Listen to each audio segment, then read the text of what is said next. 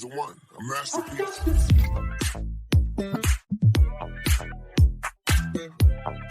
Close to the gods. He's the one, a masterpiece. I'm Alison Murdock, founder and chief marketer of Trusted CMO.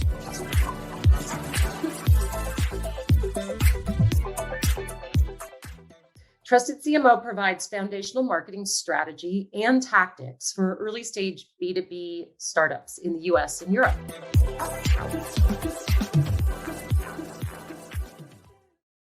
Go-to-market is a sum total of all of the interactions with your product and your brand, great or terrible. And startups are under enormous pressure to land customers. But what they forget is that any potential customer experience during the process, from discovering who your company is, to trying your product, to being a customer, is extremely important.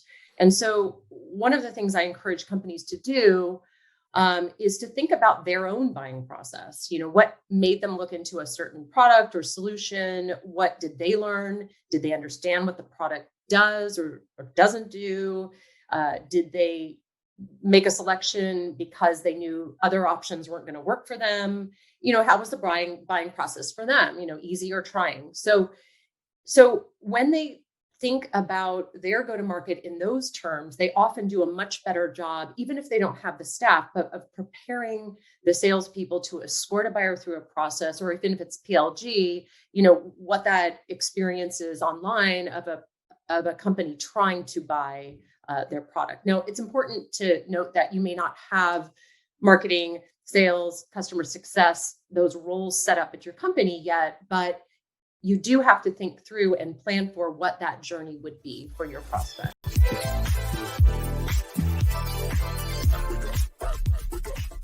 Marketing is both art and science. And most founders are not marketers by trade, and that's okay. And the thing that they need to understand is there's no silver bullet in marketing. There's not one effort you can do that will raise awareness of your product and get people to buy it. It just depends, right?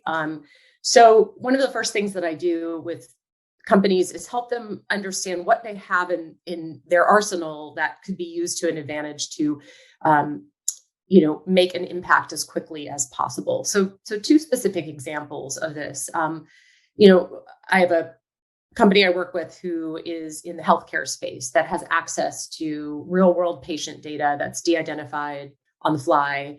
And the data itself is so hard to get, and as much of it is unstructured, that they can tell some really interesting stories about data, like show why certain people have heart attacks at a certain age, or comorbidities, or maybe the rise of COVID in certain populations. And these are stories that illustrate how their data could be used in, for example, a clinical study, or the breadth of data they have. So it's showcasing everything that is superior about their product compared to their competitors.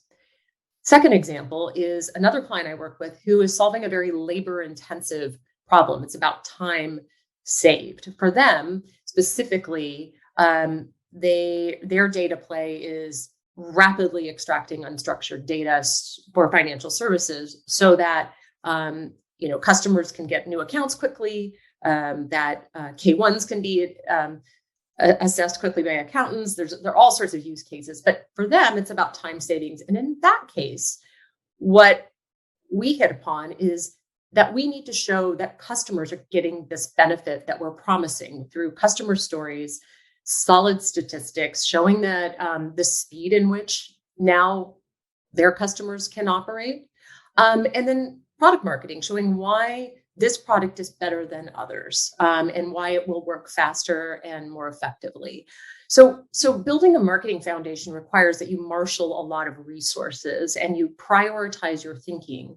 You need those creative resources to bring your stories to life so they look good, but you also need the analytics to prove that what you're experimenting on, the bets you're placing, but also the things you're sending out via social, email, et cetera, are working. So you need both the art and science to be effective in marketing.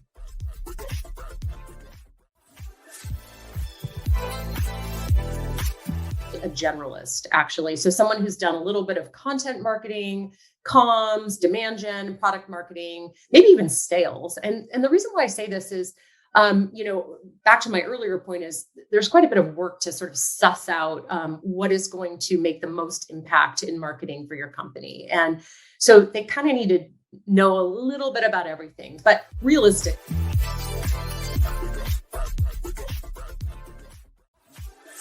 So the power trio is content strategist, a demand gen or growth marketer, and a product marketer. That is the power trio.